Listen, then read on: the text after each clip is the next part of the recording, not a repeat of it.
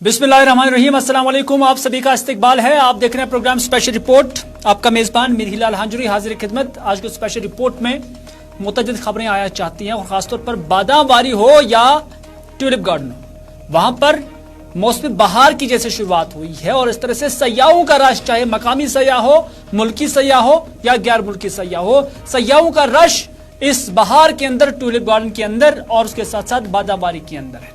ये पहुंचाएंगे आपको। लेफ्टिनेंट गवर्नर मनोज सिन्हा या डिविजनल कमिश्नर कश्मीर की बात हो, जॉब फेयर का भी आज इनेकाद किया गया था और इसके साथ साथ नुमाइश का भी इनेकाद किया गया था और यहां पर लोगों को रोजगार फराहम करने के हवाले से और कुछ लोगों को जिन्होंने खुद रोजगार स्कीमों के तहत या सरकार की अलग अलग स्कीमों के तहत खुद अपने यूनिट्स तैयार किए हैं, उनके लिए आज श्रीनगर के जीरडल के किनारे पर एक नुमाइश का भी एहतमाम था। क्या होगा इस नुमाइश के अंदर और क्या कुछ कहा गया है वो भी पहुंचाएंगे आप तक, लेकिन उससे पहले सियासी सरगर्मियां जोरों शोर से जम्मू कश्मीर के अंदर जारी है। सईद मोहम्मद अल्ताफ बुखारी की बात हो तो लेफ्टिनेंट गवर्नर मनोज सिन्हा के नाम कई चीजें उन्होंने आज बताई है और उस पर एलजी मनोज सिन्हा को मशवरा दिया है कि आप इन्हीं पर जो है कोशिश भी करें और अमल भी करें। लेकिन उमर अब्दुल्ला जो आज सिदरा जम्मू के अंदर मौजूद थे, बजालता के अंदर हल्का इंतखाब नगरोटा, जहां से उमर अब्दुल्ला के करीबी दोस्त और साबिका नेशनल कॉन्फ्रेंस के लीडर जो है वो यहां से चुनाव लड़ रहे थे, उसी हलके में आज उमर अब्दुल्ला यहां पर एक तकरीब से खिताब कर रहे थे। लोगों की खासी तादाद नेशनल कॉन्फ्रेंस के इस जलसे में यहां पर मौजूद थे और इस मौके पर नगरोटा हल्का इंतखाब, जो कि देवेंद्र राणा का हल्का इंतखाब तस्वर किया जाता है, वहां पर आज जलसा हुआ है और उसमें उमर अब्दुल्ला ने जो स्पीच की है और उसके बाद मीडिया के नुमाइंदों के साथ भी बात की है, लेकिन स्पीच में उन्होंने क्या कुछ कहा वही हम बताएंगे। आपको याद ही होगा कि कुछ दिन कबल या कल ही श्रीनगर के सेमपुरा इलाके के अंदर एफडीआई यानी एफडीआई के तहत, फॉरेन डायरेक्ट इन्वेस्टमेंट के तहत एक मॉल का संग बुनियाद रखा लेफ्टिनेंट गवर्नर मनोज सिन्हा ने और दरअसल यहां पर जो इन्वेस्टर्स है वो यूएई से हैं और इस तरह से यूएई की तरफ से जो इन्वेस्टमेंट यहां पर हुई है, इससे जम्मू कश्मीर सरकार और लेफ्टिनेंट गवर्नर इंतजामिया कहती है कि एक बड़ी अचीवमेंट है यहां जम्मू कश्मीर के अंदर सरमायाकारी के हवाले से। लेकिन उमर अब्दुल्ला ने इसी मॉल को लेकर या इसी खबर को लेकर लेफ्टिनेंट गवर्नर मनोज सिन्हा की तनकीद की है। उन्होंने कहा कि हमने सुना था कि बाहर से कोई कंपनी श्रीनगर में अपना ढांचा बनाएगी और फिर बाद में यहां हजारों लोगों को रोजगार मिलेगा, लेकिन जब कल उसकी संग बुनियाद रखी गई तो पता चला खोदा पहाड़ निकला चूहा। यह उमर अब्दुल्ला ने कहा। उन्होंने कहा कि ये जो प्रोजेक्ट है ये कुछ नहीं है। हमने समझा था कोई बड़ी यूनिवर्सिटी होगी, हमने सोचा कोई बड़ा रेलवे ट्रैक होगा, हमने सोचा कोई बड़ा ढांचा होगा, लेकिन पता चला कि इस कंपनी का कोई बड़ा प्रोजेक्ट नहीं है बल्कि कुछ दुकानें बनानी है। ये दुकानें, ये मॉल यहां हर दौर में बनते आए हैं। लेफ्टिनेंट गवर्नर मनोज सिन्हा साहब, आप इस पर क्रेडिट ना ले, ये उमर अब्दुल्ला ने कहा।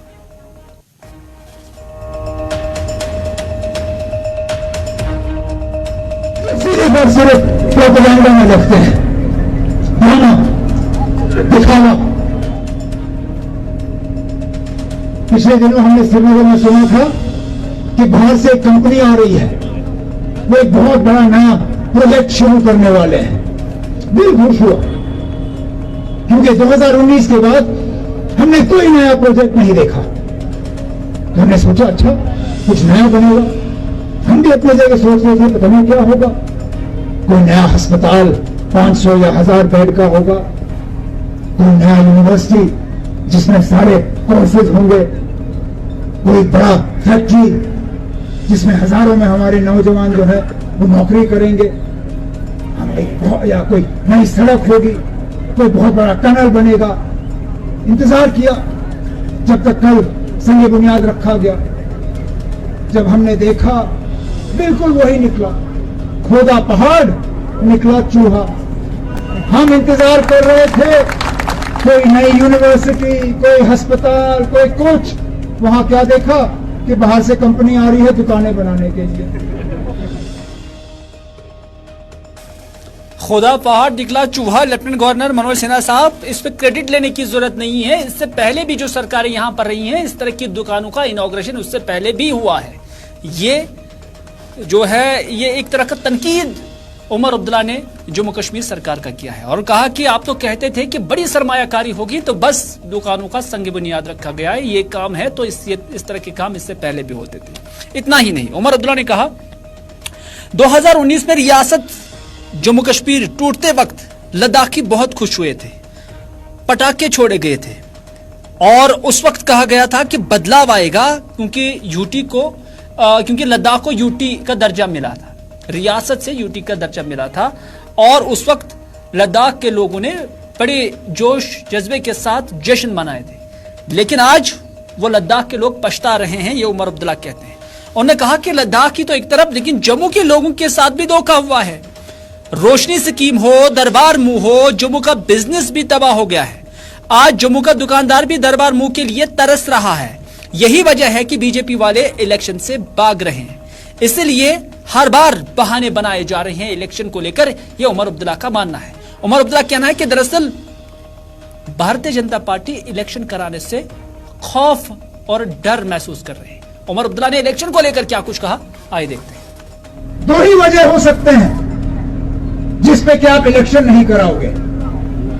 या तो जम्मू कश्मीर के हालात सिक्योरिटी के लिहाज से इतना ज्यादा खराब हो गए हैं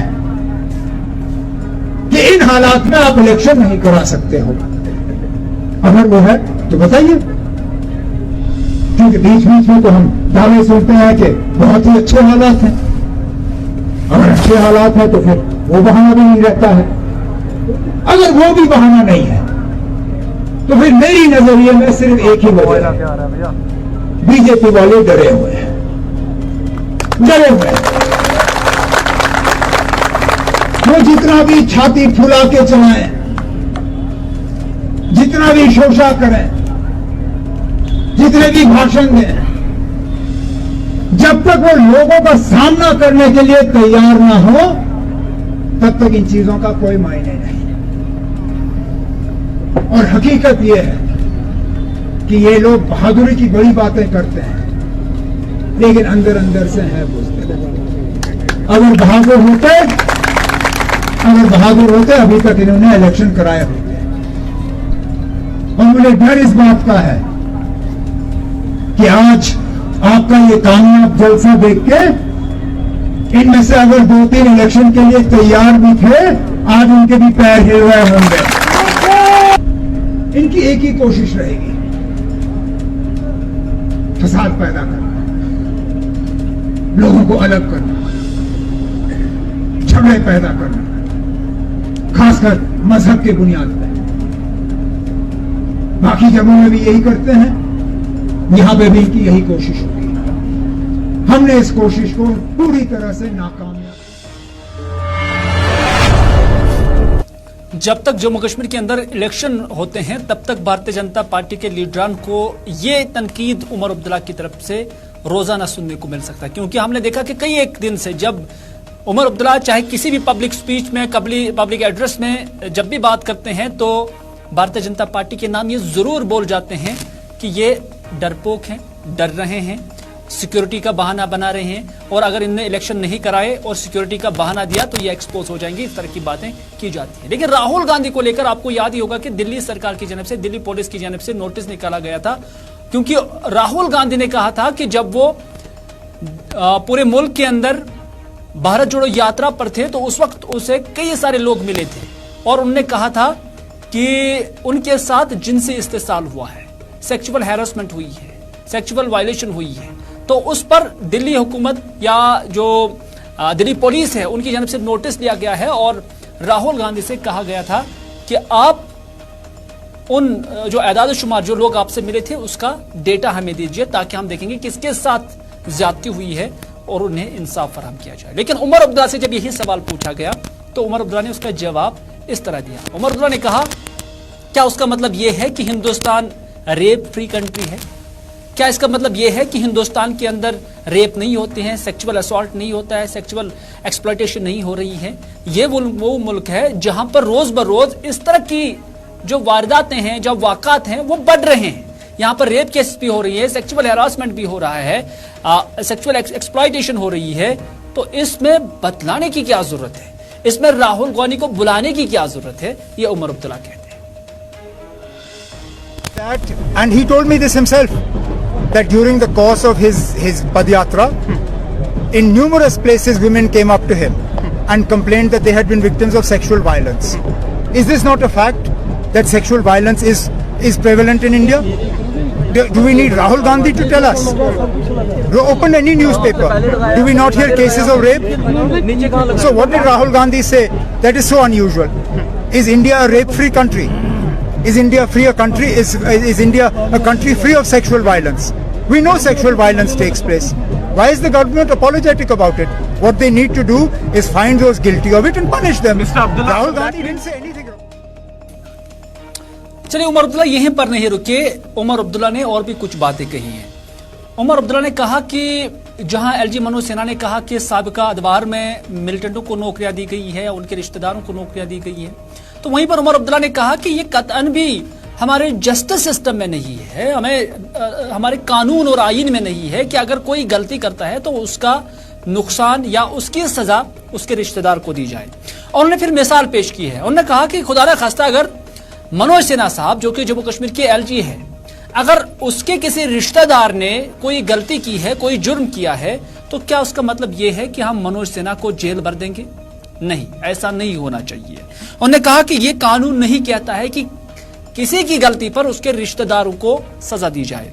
उन्होंने कहा कि हम इसकी भी वकालत नहीं करते हैं कि अगर कोई हार्डकोर मिलिटेंट है कि उसे आप सरकारी नौकरी दें। हाँ, जो हार्डकोर मिलिटेंट है उसको नौकरी ना दी जाए, लेकिन उसका मतलब यह भी नहीं है कि उसके रिलेटिव को भी नौकरी ना दी जाए।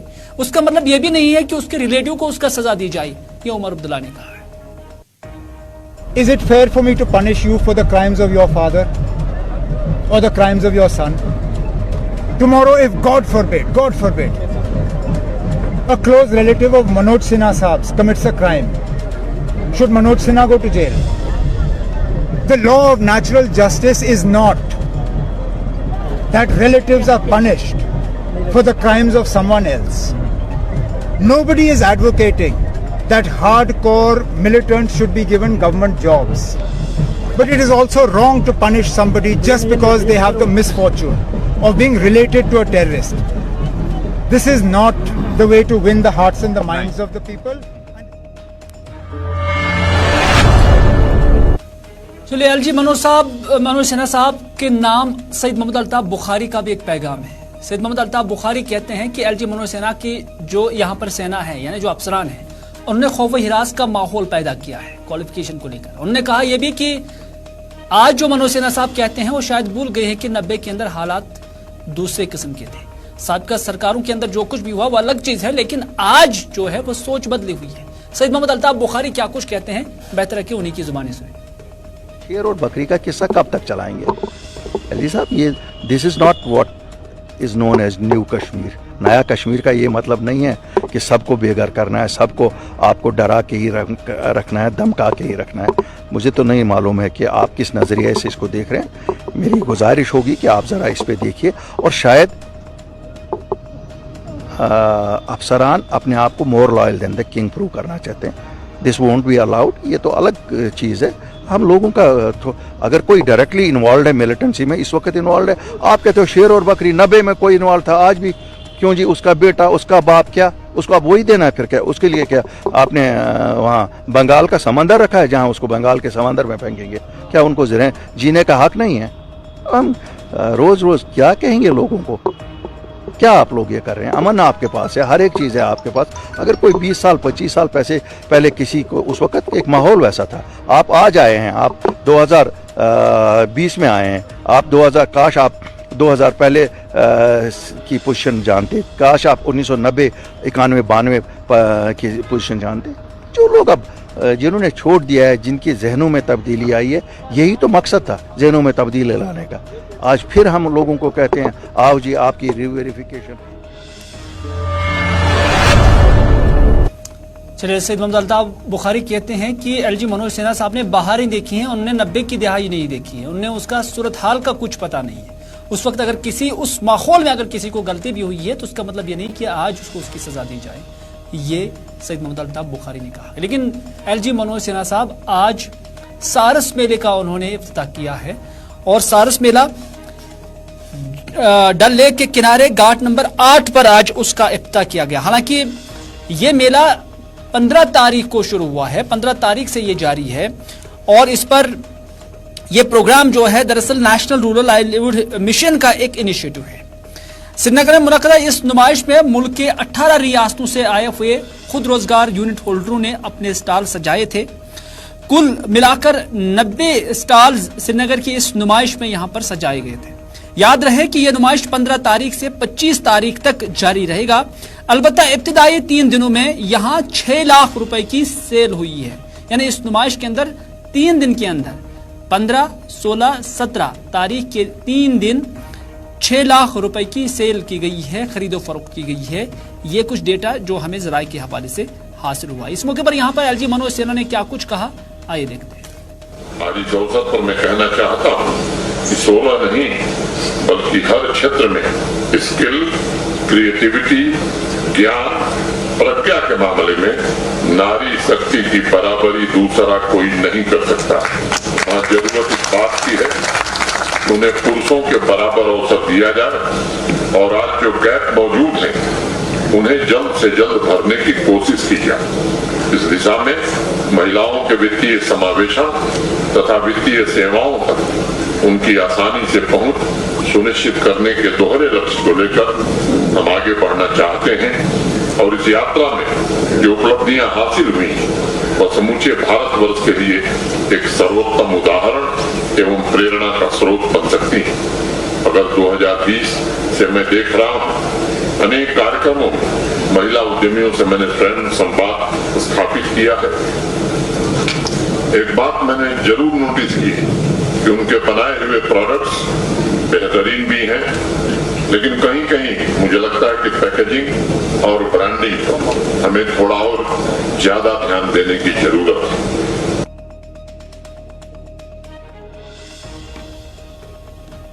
चले एलजी मनोज सिन्हा ने इसके बाद मीडिया के नुमाइंदों के साथ भी बात की, उन्होंने क्या कुछ कहा वो भी देखते हैं। कश्मीर रूरल लाइवलीहुड मिशन जो हमारे रूरल डेवलपमेंट डिपार्टमेंट के अधीन काम करता है, पिछले 3 वर्षों में बहुत ही सराहनीय काम इन लोगों ने किया है। लगभग 6,27,000 महिलाएं जम्मू कश्मीर की आज सेल्फ हेल्प ग्रुप के माध्यम से एम्पावर भी हुई हैं और ये जो सरस मेले का आयोजन किया गया है ये जम्मू में पहले हुआ था, यहाँ हुआ है। 18 स्टेट से सेल्फ हेल्प ग्रुप की बहनें आई हैं और मैं समझता हूँ कि ये एक अच्छा कदम है और जम्मू कश्मीर के विकास यात्रा में महिलाओं की भूमिका निरंतर बढ़ती जा रही है। हमारी आर्थिक व्यवस्था में भी उनका योगदान बढ़ रहा है और ये एक बेहतर लक्षण है। मुझे लगता है कि हमारी जीडीपी में। इधर श्रीनगर के कश्मीर हाट में भी इसी तरह रोजगार मेले का इनेकाद किया गया था। मेगा जॉब फेयर 2023 का नाम इसे दिया गया है, जिसका इफ्तिताह आज डिविजनल कमिश्नर कश्मीर ने किया है। इस मौके पर उन्होंने कहा कि ये पढ़े लिखे नौजवानों के लिए वो ऑप्शन वो फराहम कर रहे हैं ताकि वो खुद रोजगार कमा सके, यानी खुद अपने यूनिट्स खड़ा करें। और इसके अलावा अगर वो किसी का एम्प्लॉय बनना चाहते हैं, पढ़े लिखे हैं, तो उसके अलावा उन्हें श्रीनगर में आज 114 कंपनियां आई हुई थी जिसमें 2,500 नौकरियों के लिए वो उम्मीदवारों को शॉर्टलिस्ट कर रहे थे। यानी जो आज श्रीनगर की कश्मीर हाट के अंदर ये प्रोग्राम, ये जॉब फेयर रखा गया था, इसमें मुख्तलिफ कंपनियां मुल्क से आई हैं जो रिलेवेंट डिग्रीज और एक्सपीरियंस के साथ जो बच्चे हैं, जो उम्मीदवार हैं, पढ़े लिखे बच्चे, उन्हें रोजगार फराहम कर रहे हैं। इसके अलावा सरकार की जानब से कुछ ऑप्शंस या कुछ तरबीती प्रोग्राम भी रखा गया है ताकि स्किल्स देखकर, पोटेंशियल देखकर वो बच्चों को खुद रोजगार स्कीमों के लिए आमादा कर सके। यहाँ पे जो हमने जॉब फेयर लगाया है, जो हम कहते हैं कि जो हमारे बच्चे हैं उनको और अच्छी से अच्छी फैसिलिटीज मिल पाए। अभी आपने देखा होगा कि अभी हम जो सरस वाले से आए हैं जहाँ पे इंस्टॉल लगाया हुआ है सब लोगों ने, जो हमारे यहाँ की जो आर्ट एंड क्राफ्ट है उसमें ही इतनी पोटेंशियल है कि वो पूरे विश्व में जानी जाती है। उसके अलावा सेल्फ एम्प्लॉयमेंट के लिए भी आपने देखा है कि यहाँ पे लोगों के लिए हमने जितनी भी स्कीम्स है वो भी लगाई है। प्लस ये एक ऑप्शन देने का काम है यूथ को, कि यूथ को हम बढ़िया से बढ़िया ऑप्शन दे पाए। मैं इसको इस तरह से नहीं देखता कि लोग जो है मतलब उनके पास जॉब ही नहीं है। मैं इसको इस तरह से देखता हूँ कि we are providing options to the youth, कि भाई आपको सेल्फ एम्प्लॉयमेंट करनी है तो ये वाली आपके पास पॉसिबिलिटीज़ है। आपको खुद आगे बढ़ना है, आपको खुद जॉब प्रोवाइडर बनना है जो हम हमेशा कहते हैं, तो आप इस तरह से इसको कर सकते हो। अगर आपको नौकरी करनी है, आप एंटरप्रेन्योरशिप वाला आपको नहीं लगता कि अभी आप उस लायक हो गए हो, तो यहाँ पे आपने देखा है 114 कंपनियाँ जो है यहाँ पे आई हुई है और लगभग 2500 जॉब्स के लिए यहाँ पे कैंडिडेट्स को शॉर्टलिस्ट किया जाएगा। और जम्मू कश्मीर का जो यूथ है, हमारे जो बच्चे हैं, वो और इसमें आगे तरक्की करें और नेशन बिल्डिंग में और ज़्यादा इसमें कामयाब हो सके और अपना योगदान दे सके, उसके लिए इस मेगा जॉब फेयर का जो है आयोजित किया गया है। 10,000 से ज़्यादा जो यूथ है श्रीनगर के अंदर मशहूर सिराजबाग या बागी गुलीलाला, जहां पर लोगों का अच्छा खासा रश इन दिनों देखने को मिल रहा है। दरअसल कल ही इस बाग को आवाम के लिए वक्फ किया गया और आज यानी कल अगरचे लेफ्टिनेंट गवर्नर मनोज सिन्हा ने इसकी इनॉग्रेशन की और कल वीआईपीज ही यहां पर ज्यादातर देखे गए, लेकिन आज इससे जनरल पब्लिक के लिए भी ओपन किया गया था, खोल दिया गया था। तो इस तरह से आज लोगों का बड़ा अज़दाम यहां पर देखने को मिला। तरह तरह के जो गुलीलाला के फूल है वो यहां पर लगाए गए थे। लगभग 16 लाख के करीब जो गुलीलाला जो इस बागी गुलीलाला के अंदर ट्यूलिप्स हैं और उसके साथ साथ तस्वीरें लेने के लिए और खासकर अक्कासी के लिए यहां पर दूर दूर से सयाह भी आए हुए थे। आपको बताते चले कि इस बाग को मजीद खूबसूरत बनाने के लिए यहां पर फव्वारे भी लगाए गए हैं और उसके अलावा यहां पर मसनवी आलात भी लगाए गए ताकि लाइटनिंग हो या दूसरी चीजें हों, उसके जरिए इस बाग की खूबसूरती को बढ़ावा दिया जाए।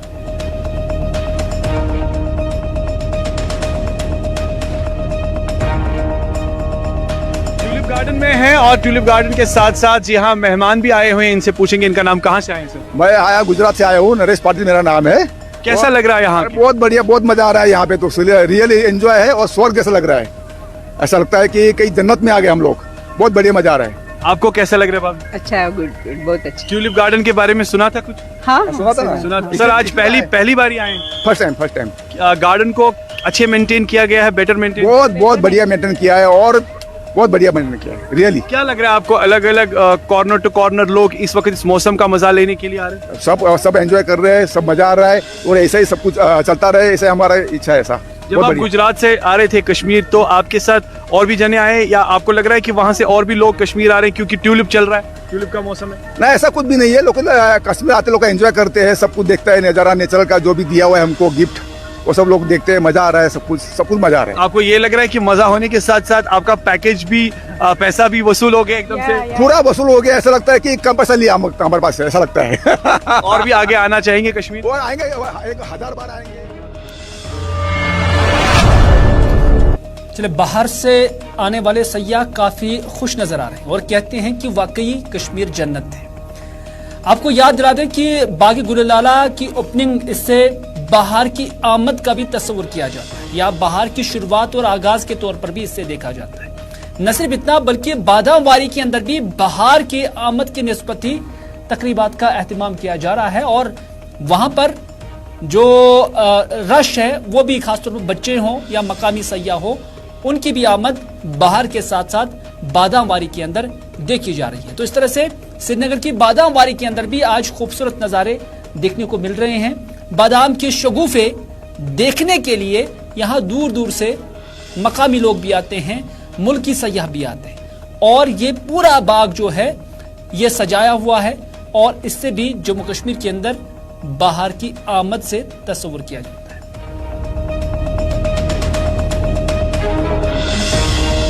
ये जो बादाम का जो पेड़ है हमने पहली बार देखा है। अच्छा, हमारे यहाँ पे भी बादाम का पेड़ होता है, वो डिफरेंट होता है, काफी बड़ा होता है, लेकिन ये जो फ्लावरिंग सीजन है और ये छोटे पत्ते वाला ये बादाम पेड़ हमें पहली बार देखा है, पहली बार सुना है इसके बारे में। बादाम का पेड़ आपने पहली बार सुना है और आप आयुर्वेदिक डॉक्टर हैं। Yes. ये बताएगी कि इसमें आपने कुछ देख लिया कि दवाई किससे बन सकती है? इसका जो फल जो आता है वो फल से तो दवाई तो बनती है। बादाम का ऑयल बनता है, स्किन प्रोडक्ट में, कॉस्मेटिक्स में बादाम लगता है, बादाम का पाक बनता है, शक्तिवर्धक बादाम का पाक बनता है। तो आपने पहली बार ये बादावारी देखी है? Yes yes. इससे पहले इसके बारे में सुना था कुछ? नहीं सुना नहीं, हमने आज ही यहाँ पे एंजॉय किया। कश्मीर में कहाँ कहाँ आप गए? हम पहलगाम गए थे। पहलगाम भी बहुत अच्छी जगह है, बहुत प्यारे लोग हैं। कहीं ऐसा हमें चीटिंग वाला प्रकार हमको महसूस नहीं हुआ। टैक्सी ड्राइवर जो है, जो शॉपकीपर से, कहीं ऐसा चीटिंग हमारे साथ नहीं हुआ। अच्छा, बहुत अच्छा लगा। उसके बाद में हमें एक चीज है जो यहाँ सयाह एक्सपीरियंस करते हैं, और जो मुल्की सयाह हो या गैर मुल्की सयाह हो, वो पूरे हिंदुस्तान के अंदर जाकर या पूरी दुनिया के अंदर जाकर वो चीज एक्सपीरियंस नहीं करते हैं। वो है कश्मीर की मेहमान नवाजी और कश्मीर के लोगों का इस्तेकबाल, कश्मीर के लोगों का प्यार और मोहब्बत। और यही जो सयाह इससे पहले बादावारी के अंदर थे, वो यही फरमा रहे थे कि कश्मीर के अंदर लोगों से मिलकर उन्हें बहुत अच्छा लगता है। तो क्योंकि कश्मीर के लोग खूबसूरत भी हैं, मेहमान नवाज भी हैं और अच्छे भी हैं। नाज़रीन, आज के स्पेशल रिपोर्ट में बस इतना ही। अपने मेजबान मेरीलाल हांजुरी को दीजिए इजाजत, इस वादे के साथ कि अगर जिंदगी रही तो आपसे फिर होगी मुलाकात। तब तक के लिए खुदा हाफिज, फी अमानिल्लाह।